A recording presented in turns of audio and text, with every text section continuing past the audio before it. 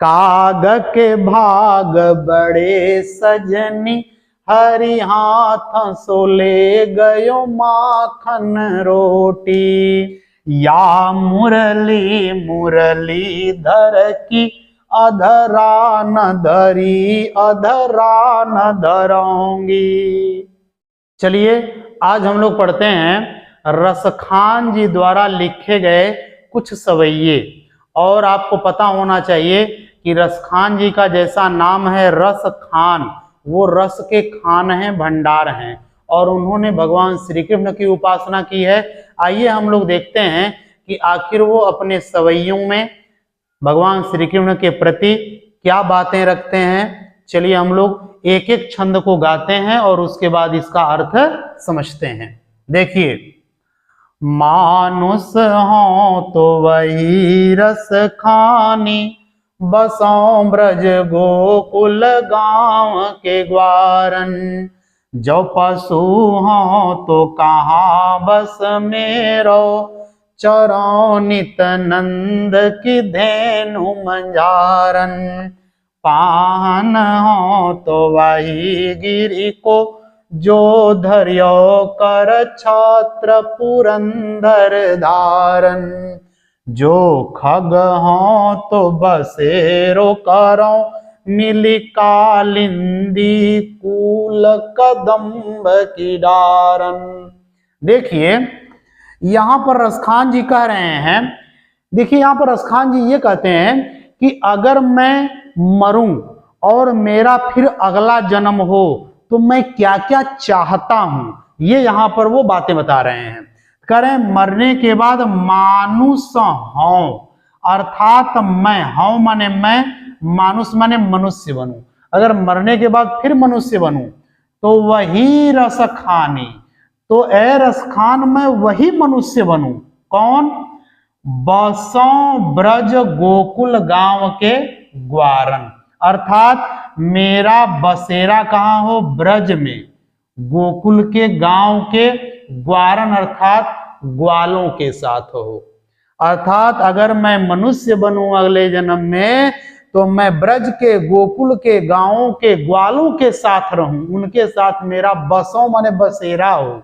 और जो पशु हों, अगर मैं पशु बन जाऊं अगले जन्म में मरने के बाद तो कहां बस मेरो, तो कहां माने कहां, बस माने मेरा बस, मेरो माने मेरा, तो मेरा बस कहां चलेगा? मैं तो पशु रहूंगा, अर्थात मैं जो चाहूंगा वो नहीं कर पाऊंगा क्योंकि मैं पशु रहूंगा, मेरा कोई भी बस वहां पर नहीं चलेगा। तो क्या हो? चरों माने चरूं, नित माने हमेशा, नंद की धेनु माने बाबा नंद की गायों के, मंझारण माने बीच में। अगर मैं पशु बनूं तो मैं वही पशु बनूं और जा करके क्या करूं? बाबा नंद की गायों के बीच में चरूं, उनके साथ चरूं। अब पाहन हो, अगर मैं क्या बन जाऊं? पाहन, पाहन माने पत्थर, तो वही गिरी को, गिरी माने पहाड़, तो वही माने उसी, मैं उसी पहाड़ का पत्थर बनूं जो धर्यो माने धारण किए थे, जिसको, जो माने जिसको, कर माने हाथ पर, छत्र माने छाते की तरह, छाता की तरह, पुरंदर धारण, पुरंदर माने इंद्र को, धारण माने रोकने के लिए। इंद्र जी जब वर्षा कर रहे थे, बड़ी भयंकर बरसात हो रही थी, तो उस समय भगवान श्री कृष्ण ने अपनी उंगली पर, ऐसा कहा जाता है कि पहाड़ को उठा लिया था। तो रसखान जी कह रहे हैं कि अगर मैं अगले जन्म में पत्थर बनूं तो उसी पहाड़ का पत्थर बनूं जिसको भगवान श्री कृष्ण अपनी उंगली पर उठा लिए थे। ठीक है, आगे। जो खग हो, खग माने पक्षी, हो माने बनूं मैं, अगर मैं पक्षी बनूं तो क्या करूं? बसेरा करूं, बसेरा करूं। कहां? मिली, मिल करके, कालिंदी कूल, कालिंदी माने यमुना जी, कुल माने किनारे, कदम्ब की डारण माने कदम्ब की डालियों पर, कदम्ब के पेड़ों की डालियों पर। अब चलिए इन चार पंक्तियों का अर्थ देखते हैं। रसखान जी कहते हैं कि हे भगवान श्री कृष्ण, यदि मैं मरूं और मेरा अगला जन्म मनुष्य का हो तो मैं कहां बसूं? मैं ब्रज के गोकुल के गांवों के ग्वालों के साथ रहूं। और अगर मैं पशु बन जाऊं तो मेरा तो कोई बस नहीं चलेगा, तो मैं रोज क्या करूं, बाबा नंद की गायों के साथ जाकर चरूं। और यदि पत्थर बनूं तो वही उसी पहाड़ का पत्थर बनूं जिसको भगवान श्री कृष्ण बारिश से बचाने के लिए अपने हाथों पर छाता की तरह उठा लिए थे, मैं उस पहाड़ का पत्थर बनूं। और यदि मैं पक्षी बनूं तो मैं पक्षी वहां मेरा बसेरा हो जाए, मेरा घोंसला वहां बने। कहा, यमुना नदी के किनारे पर जो कदम्ब के पेड़ लगे हैं उनकी डालियों पर मेरा बसेरा हो, यदि मैं पक्षी बनूं तब। ठीक है, आगे चलिए, आगे देखिए क्या कहते हैं। आजू गई हुती भोर ही हो, रस खानी रही वह नंद के भव नहीं। का वाको जियो जुग लाख करोड़, जसोमती को सुख जात कहियो नहीं। तेल लगाई लगाई के अंजन, भौहें बनाई बनाई ढिठो नहीं। डारी हमेल निहार निहारत, वारत ज्यों चुचकारत छो नहीं। देखिए यहां पर बता रहे हैं रसखान जी कि जो गोपियां हैं वो आपस में बात कर रही हैं। एक गोपी सुबह ही सुबह गई थी भगवान श्री कृष्ण के घर, तो क्या बात है वो अपनी दूसरी सहेली को बता रही है, कह रही है आज माने आज, गई हुती माने गई हुई थी, भोर ही हूं माने भोर में ही, हूं माने मैं आज ए सखी भोर ही में गई थी, भोर में गई थी। कहा, रसखान जी लिख रहे हैं रई वही नंद के भाव नहीं, वही माने उसी बाबा नंद के भाव नहीं माने घर। अरे मैं उसी बाबा नंद के घर आज भोर में गई थी ए सखी। और वाको माने उनके बेटे, जियो माने जिए, जुग माने युगों तक, लाख माने लाख, करोड़ माने करोड़, लाखों करोड़ों युगों तक उनके बेटे क्या करें, जिए। जसोमती को माने यशोदा मैया का, सुख माने सुख, जात माने जाता, कहियो नहीं माने कहते नहीं बनता। अर्थात यशोदा मैया का मुझसे सुख कहते नहीं बन रहा है सखी, आज मैंने जो देखा। और क्या कर रही थी यशोदा मैया, तेल लगाई लगाई के, तेल लगा लगा के, अंजन और का लगा रही थी, अंजन लगा रही थी, काजल लगा रही थी, अंजन में काजल। अब भौहें बनाई, और भौहें बना करके, बनाई बनाई, ढिठौ नहीं माने काजल का टीका लगा देना। तो बच्चों के आंखों में देखे होंगे जो माँ होती हैं काजल लगा देंगी और माथे पर इधर किनारे पर टीका लगा देंगी, बीच में नहीं, किनारे पर टीका लगा देंगी, जिससे मेरे बेटे को नजर ना लगे। तो ये सखी बता रही है कि यशोदा मैया तेल लगा लगा के, तेल लगाई लगाई के अंजन, तेल लगाकर और काजल लगाकर, भौहें बनाई और भौहें बनाकर बनाई ढिठौ नहीं, और का बना दी, काजल का टीका बना दी। देखिए यहां पर जो लगाई लगाई है, बनाई बनाई है, यहां पर पुनरोक्ति अलंकार है, लेकिन आपको ध्यान देना है कि एक लगाई इधर रहेगा, एक लगाई इधर रहेगा, एक बनाई इसके साथ, एक बनाई इसके साथ। ठीक है, तो तेल लगाई, फिर लगाई अंजन, फिर उसके बाद भौहें बनाई, फिर बनाई ढिठौ नहीं अर्थात काजल का टीका।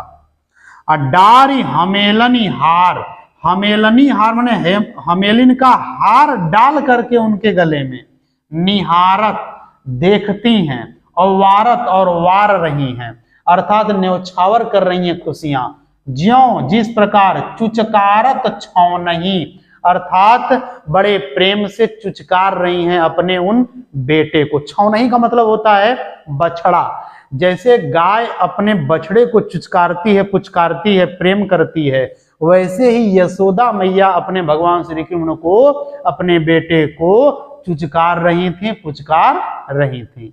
ये बात कौन कह रही है, सखी कह रही है। इन चार पंक्तियों का पूरा अर्थ समझिए।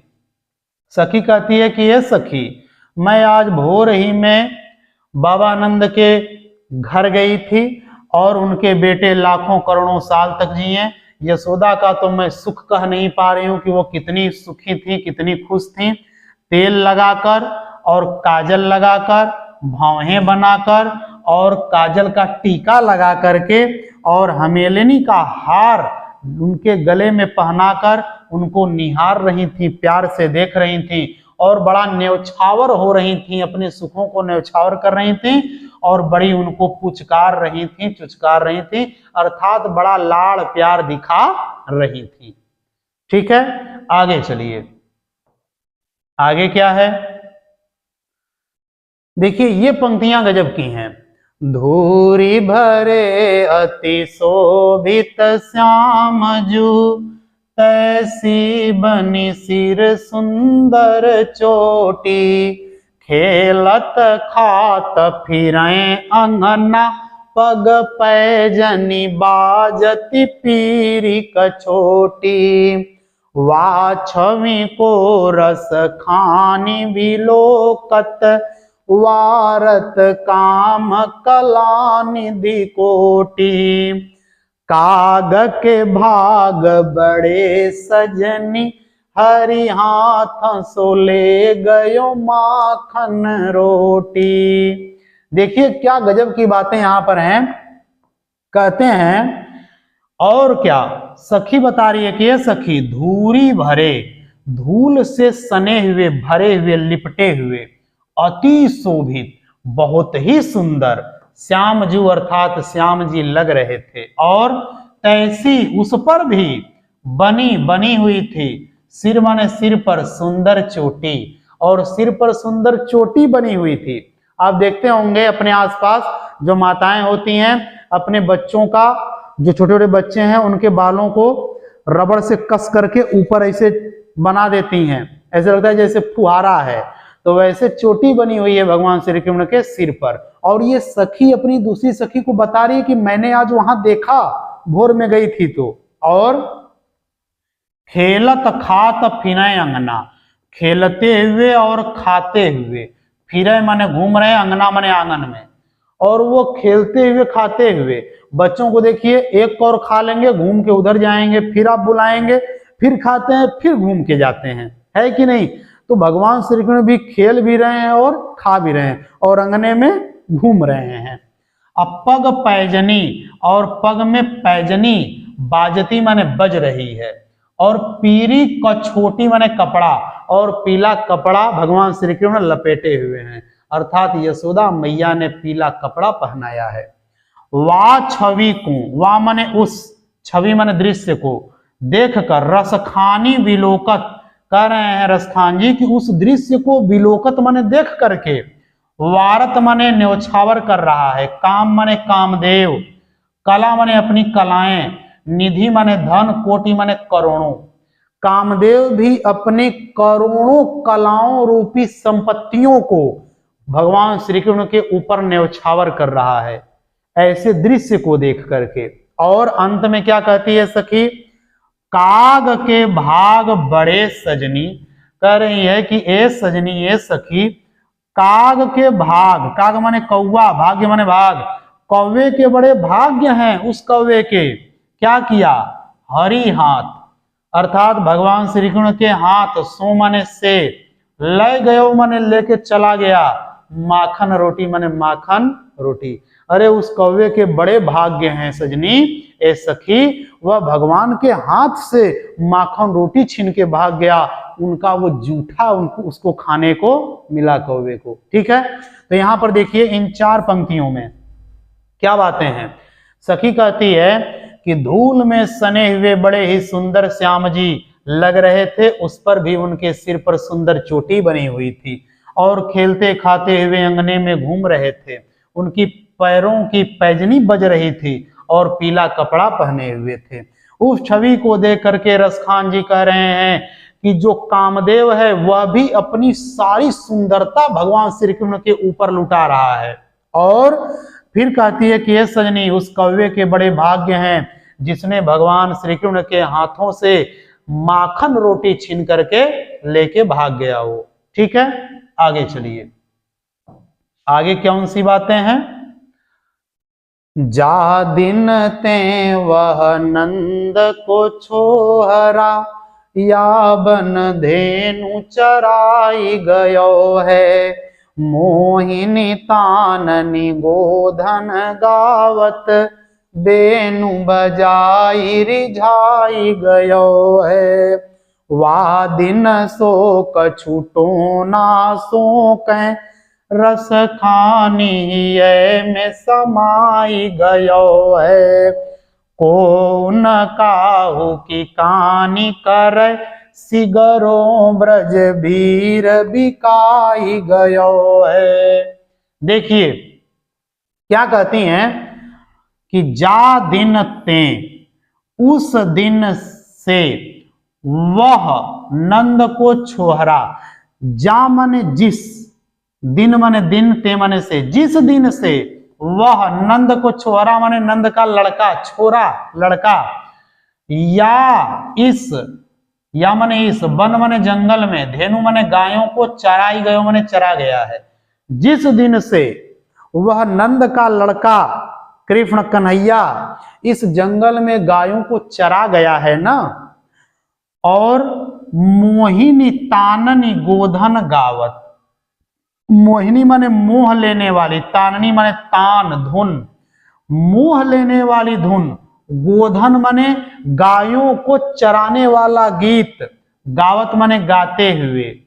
बेनु बजाई, बेनु माने बांसुरी, बजाई माने बजा करके, रिझाई गयो है, हमको रिझा गया है, हमको अपने ऊपर बड़ा प्रेम करने को विवश कर दिया है। और क्या क्या करके, मोहनी तान सुनाकर, और गायों को चराने वाला गीत गा करके, और बांसुरी को बजा करके ना हमको रिझा गया है। वा दिन सो कछु टोना सो कहें, वा दिन माने वो दिन, सो माने से, कछु टोना सो कहें, अरे वो जो दिन है ना, कुछ जादू टोने से वो दिन हो गए हैं। रसखानी हिय में, हिय माने हृदय में, रसखान जी के हृदय में, या वहां के जो ग्वाले हैं उनके हृदय में समाई गयो है। वो जो दिन है ना, किसी जादू टोना की तरह है, और वो दिन हमारे हृदय में समा गए हैं, वो दिन हमसे भूलते नहीं हैं। को न काहू की कानी करे, देखिए अनुप्रास का यहाँ पर उदाहरण, क क क क क, को माने को, कोई भी, काहू मुखी माने किसी की, कानी करे माने काम करता है, कोई किसी की बात नहीं सुनता है, कोई किसी का काम नहीं करता है। सिगरो ब्रजवीर, सिगरो माने सब, ब्रज के वीर, ब्रज के सभी वीर जो हैं ना, बिकाई गयो हैं, बिका गए हैं। किनके ऊपर? भगवान श्री कृष्ण से, अर्थात भगवान श्री कृष्ण के ऊपर वो बिक गए हैं, कोई किसी की बात को सुनता नहीं है। आगे चलिए, अर्थात इनका चारों का पंक्तियों का अर्थ देखते हैं। देखिए कह रहे हैं, सखियां कह रही हैं आपस में, कह रहे जिस दिन से वह नंद का छोरा इस जंगल में गायों को चरा गया है, और क्या किया है, मोहिनी तान बजा करके, गायों को चराने वाला गीत गा करके, और बांसुरी बजा करके हमको रिझा गया है ना, वो दिन हमें कुछ जादू टोने से लगते हैं, और हमारे हृदय में वो दिन समा गए हैं, हम उन दिनों को भूल नहीं पा रही हैं। और कोई भी किसी का काम नहीं करता, कोई किसी की सुनी नहीं रहा है, सब कृष्ण की धुन में है, और जितने ब्रज के वीर हैं, योद्धा हैं, लोग हैं, वो सब बिक गए हैं। किनके नाम? भगवान श्री कृष्ण के नाम। ठीक है, आगे चलिए, देखिए आगे की पंक्तियों में क्या कहते हैं, कान भये बस बांसुरी के, अब कौन सखी हमको चाहिए, निसद्यो सर है संग साथी लगी, यह सौतिन तापन क्यों सही है, जिन मोहि लियो मन मोहन को, रस खानी सदा हम को दही है, मिली आओ सब सखी भागी चलें, अब तो ब्रज में बंसुरी रही हैं। देखिए क्या गजब की बातें हैं, यहाँ पर सखियां आपस में कह रही हैं, एक दूसरे से कि कान माने कन्हैया, भय माने हो गए हैं, बस बांसुरी के माने बांसुरी के बस में, कन्हैया बांसुरी के बस में हो गए हैं। अब कौन सखी हमको चाहिए, ए सखी अब हमको कौन चाहेगा, क्योंकि कृष्ण तो बांसुरी के बस में हो गए। निस दिवस माने रात दिन, रह माने रहती है, संग साथ लगी, संग में साथ में रात दिन लगी रहती है वो बांसुरी। यह सौतिन, और यह हमारी क्या बन गई है, सौतिन बन गई है। तापन माने दुख, क्यों सही है, यह दुख हम कैसे सह पाएंगी, क्योंकि वह हमारी क्या बन गई है, सौतन बन गई है। कौन, बांसुरी, ये सखियां कह रही हैं। जिनी माने जिसने, मोह लियो माने मोह लिया है, मनमोहन को, जिसने मनमोहन को मोह लिया है। देखिए यहां पर, अर्थात जो दूसरे के मन को मोह लेते हैं उनके ही मन को इसने मोह लिया है, वो ऐसी बांसुरी है। और रसखानी सदा हमको दही है, रसखान जी कह रहे हैं कि वो करें गोपियां कि सदा माने हमेशा, हमको माने हमको दही है माने जलाएगी, यह बात हमें हमेशा जलाएगी कि जो सबको मोह लेते हैं बांसुरी उसी को मोह ली। और मिली आओ माने मिल करके आओ, सब सखी माने सब सखियों, भागी चलें, अब हम लोग भाग चलें। अब तो ब्रज में, अर्थात ब्रज में अब बांसुरी रही हैं, अर्थात अब तो ब्रज में बांसुरी रहेगी, अब हम लोगों को यहाँ रहने का स्थान नहीं है, आओ यहाँ से भाग चलें।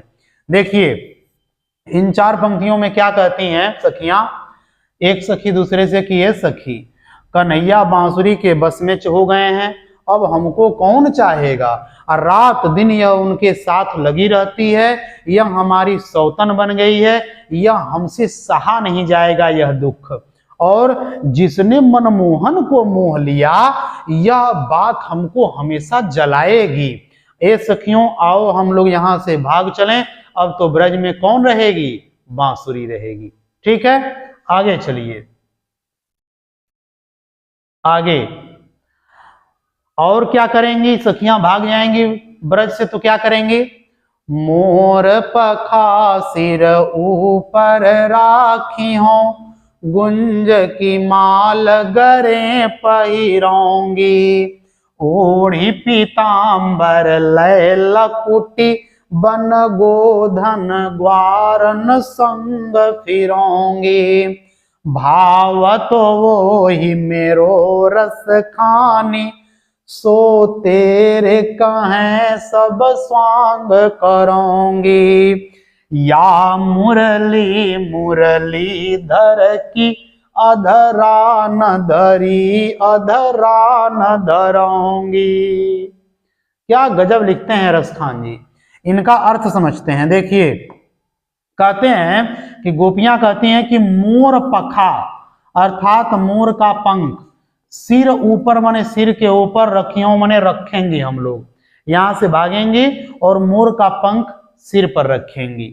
और गुंज की माल, और गुंज की माला, गरे माने गले में, पहिरोंगी माने पहनेंगी, हम लोग गुंज की माला गले में पहनेंगी।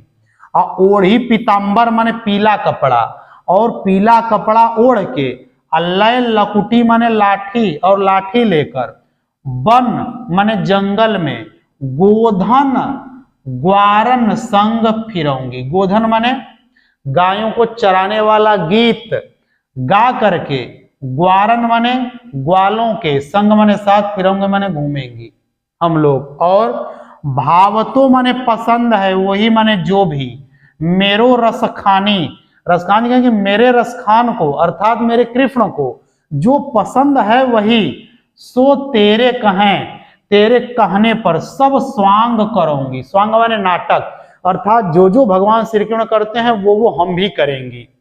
और बस क्या करेंगी, या माने उस, मुरली माने मुरली को, मुरलीधर की माने मुरलीधर की, मुरलीधर कौन है, भगवान श्री कृष्ण, करें कि बस भगवान कृष्ण की उस मुरली को अधरान, अधरान धरी, अधरान माने होठों पर, धरी माने धरे हैं, जिस बांसुरी को कृष्ण ने अपने होठों पर धरा है उस बांसुरी को अधरा न धराऊंगी। अधरा माने होठों पर, न धराऊंगी माने नहीं धरेंगे हम लोग। यहां पर देखिए क्या गजब का अलंकार प्रयोग किया है। यहां पर आपको यमक मिलेगा, यहां भी अधरान है और यहां भी अधरान है, लेकिन देखिए यहां पर है कि होठों पर रखी हुई और यहां पर अर्थ है होठों पर न रखे। दो अर्थ हैं, देखिएगा यहां भी अधरान और वहां भी अधरान। ठीक है, तो इसका अब अर्थ पूरा समझते हैं। देखिए क्या कहती हैं गोपियां कि ए सखी, हम लोग ब्रज से भागेंगी और क्या करेंगी, मोर का पंख सिर के ऊपर रखेंगी, गुंज की माला गले में पहनेंगी और पीला कपड़ा ओढ़ करके, लाठी लेकर के, गायों वाला गीत गा करके ग्वालों के साथ जंगल में इधर उधर घूमेंगी और जो जो हमारे उस कृष्ण को पसंद है वो हम सब लोग करेंगी, वही करेंगी। बस एक काम नहीं करेंगी कि जिस बांसुरी को वो अपने अधरान अर्थात होठों पर रखे थे, अधरान माने होठों पर, यहाँ पर होठ पर नहीं, तो कह रही है कि जिस बांसुरी को वो अपने होठों पर रखे थे ना, उस बांसुरी को हम लोग अपने होठों पर नहीं रखेंगी। सारा काम उनके जैसा करेंगी, बस एक काम नहीं करेंगी कि उनकी उस बांसुरी को जिसको वो होठों पर रखे हैं उसको हम लोग अपने होठों पर नहीं रखेंगे। ठीक है, इस प्रकार ये जो सवैये थे रसखान जी के ये समाप्त होते हैं। ठीक है, अब छोटा सा एक कवित्त लगा हुआ है, इसको भी हम लोग पढ़ लेते हैं। चलिए आखिर देखते हैं कि इस कवित्त में क्या कहते हैं। रसखान जी ने इस कवित्त के माध्यम से क्या बताया है हमें थोड़ा सा देख लेते हैं। देखिए, गोरज बिराज भाल लहल वन माल, आगे गैया पाँच ग्वाल गावे मृदु बानी री, अतैसी धुनी बांसुरी की मधुर मधुर जैसी, बंक चितवनी मंद मंद मुस्कानी री, कदम विटप के निकट तटिनी के तट, आटा चढ़ी चाही पीत पट फरानी री, रस बरसावे तन तपनी बुझावे नैन, प्राणनी रिझावे वह आवे रस खानी री। क्या गजब का वर्णन करते हैं रसखान जी। कह रहे हैं कि गोरज, गोरज माने गायों के पैरों से उड़ने वाली धूल, विराजय माने विराज रही है, सुशोभित हो रही है, भाल माने मस्तक पर, लहलही माने लहरा रही है, वन मान माने वन की माला, जंगलों में खिले हुए फूलों की माला, आगे गैया, आगे गायें हैं, पाछे ग्वाल और पीछे पीछे ग्वाल हैं, गावे माने गा रहे हैं, मृदु वाणी माने, मृदु माने कोमल मीठी, वाणी माने वाणी में, मीठी वाणी में गा रहे हैं, और तैसी माने उस पर भी, धुनी माने धुन, बांसुरी की माने बांसुरी की, और उस पर भी भगवान श्री कृष्ण की बांसुरी की धुन, मधुर मधुर मधुर मधुर धुन जैसी, बंक चितवनी, बंक माने टेढ़ा और चितवनी माने नजरें, और भगवान श्री कृष्ण की तिरछी नजर, मंद मंद मुस्कानी री, और उस पर भी मंद मंद भगवान श्री कृष्ण की मुस्कुराहट। एक तो बांसुरी बजाना, ऊपर से नजरों को तिरछे करना और मंद मंद मुस्काना, ये सब। कदम विटप, कदम माने कदम, विटप माने पेड़, कदम के पेड़ के निकट माने पास, तटिनी के तट, तटिनी माने यमुना नदी, यमुना नदी के किनारे पर कदम के पेड़ के पास, आटा चढ़ी चाही पीत पट फहरानी री, आटा चढ़ी माने अटारी पर चढ़कर, चाही माने चाहो तो, पीत माने पीले, पट माने कपड़े को, फहरानी माने फहराते हुए देख सकती हो, अर्थात अपनी अटारी पर चढ़ करके चाहो तो यमुना नदी के किनारे पर कदम के पेड़ के नीचे पीले कपड़े को फहराते हुए देख सकती हो ऐ सखियों। और रस बरसावे, रस बरसा रहा है, तन तपनी, तन अर्थात शरीर के, तपनी माने दुख को, बुझावे माने बुझा रहा है, कौन, नैन, ये जो आंखें हैं ये दृश्य देख करके ये आंखें क्या कर रही हैं, रस बरसा रही हैं और शरीर के तपन को, दुख को बुझा रही हैं, खत्म कर रही हैं। अब प्राणनी रिझावे, और प्राणों को रिझा रही हैं। वह आवे, अरे देखो वह आ रहे हैं, रस खानी री, रस के खान अर्थात भगवान श्री कृष्ण, देखो देखो वो आ रहे हैं। अब इसका पूरा अर्थ मैं आपको बताता हूं, सुन लीजिए एक बार में। यहां पर एक गोपी दूसरे से कहती है कि देखो जब गायें लौट कर आ रही हैं, शाम का समय है, तो गायों के पैरों से उड़ने वाली धूल उनके मस्तक पर, भगवान श्री कृष्ण के भाल मस्तक पर विराजमान है और गले में जंगल की माला लहरा रही है। आगे आगे गैया हैं, पीछे पीछे ग्वाल बाल चले आ रहे हैं, मीठी भाषा में गा रहे हैं, मीठी आवाज में, और उस पर भी भगवान श्री कृष्ण बांसुरी बजा रहे हैं मधुर मधुर, और टेढ़ी नजर से, तिरछी नजर से देख रहे हैं और मंद मंद मुस्कुरा रहे हैं। और यमुना नदी के तट पर लगे हुए कदम के पेड़ के पास चाहो तो पीले कपड़े को फहराते हुए अपनी अटारी पर चढ़ के देख सकती हो सखी। और यह दृश्य क्या कर रहा है, तो रस बरसा रहा है और तन के तपन को, दुख को, शरीर के दुख को बुझा रहे हैं ये नयन देख करके, और प्राणों को बड़ा रिझा रहे हैं। अब वह आवे, देखो देखो वो कृष्ण आ रहे हैं, रस के खान आ रहे हैं, रस के भंडार आ रहे हैं। ठीक है, इस प्रकार आपका यह पाठ रसखान जी द्वारा लिखा हुआ समाप्त होता है। आपको बार बार मैं कह रहा हूं कि ये इन पद्यों का आपको अर्थ निकालने आना चाहिए। यदि आप ऐसा कर सकते हैं तो आप हर एक प्रश्न का उत्तर दे लेंगे। ठीक है, और ये आपका पाठ समाप्त हो गया।